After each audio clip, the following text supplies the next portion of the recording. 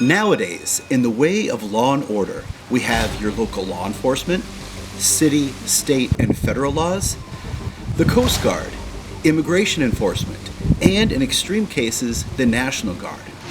But the question is, how was order maintained during an era known as the Dark Ages? Well, today we'll find out as we learn all about feudalism and the church during late medieval Europe. Feudalism was rooted in the people's need for protection. Protection from who? Or from what, you might ask? Well, protection from invaders or overbearing landowners. Here's how it worked. Feudalism was a give and take system. At the top of the pyramid, we have the king. The king gives land to the lords, also known as the nobles. The lords, in return, divvied out land, also known as fief, to the knights, and they, in return, gave protection to the peasants, also known as serfs. The serfs gave food and services to the knights as well as the lords. And the lords gave the king protection, because the knights worked for the lords. And because of this, they provided military service for the king. So whenever the king needed an army, he had to rely on the lords to get the knights to build that army. Peasants didn't own the land they lived on. They rented it from their landlord. They and their neighbors shared a plow between them, and they combined their oxen into teams to till the soil together. There's not much social mobility either. Their parents and grandparents worked this same land. They didn't even have the legal right to leave the property without the permission from their lord. They were unfree laborers, mere serfs in a feudal economy. And the system worked pretty effectively, and it revived towns during a time when life was a daily struggle. It also opened up trade routes, making them safer. To protect the nobility, castles were constructed.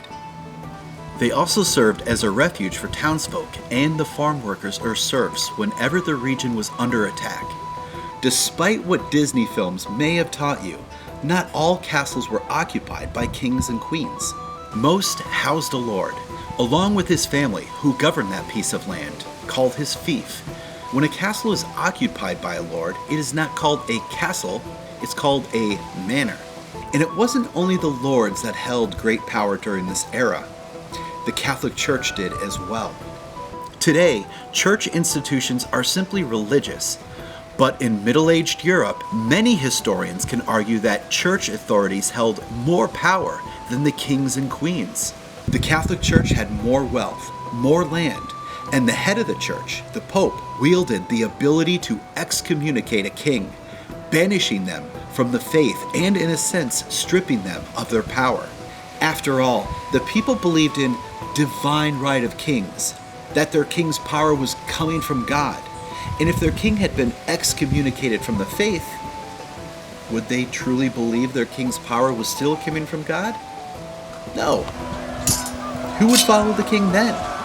So in a sense, the Pope could literally strip the king of their power. On top of that, some kings were actually illiterate, and so they relied on the church to provide them with a clergyman, a cardinal, or a bishop that would serve as their scribe and advisor. This further illustrates the power and influence the church had over the kings. The church clergy were actually the most educated people of middle-aged Europe. I mean, the only books that could be found at that time were in the monasteries. Church monasteries were the libraries of medieval Europe because they were the dominant centers for education. Nobles began to attend these monastic schools to receive an education alongside the clergy. They would study grammar, debate, logic, mathematics, astronomy, and music. After all, it was the monasteries that evolved into Europe's first universities. So in a sense, it was the Catholic Church that gave the Western world higher education.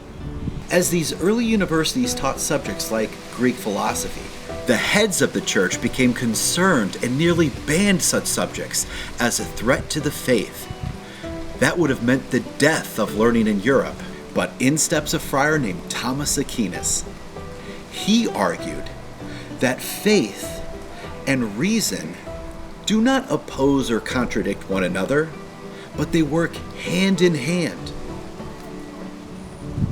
This is called scholasticism, and he argued that God made the laws of nature and science, and to study them was to study God's work. He said that God gave humans intelligence in order to study his design. I hope you pulled something out of this lesson about feudalism and the church. I'll see you again next time. Oh, it's my prince! Hello!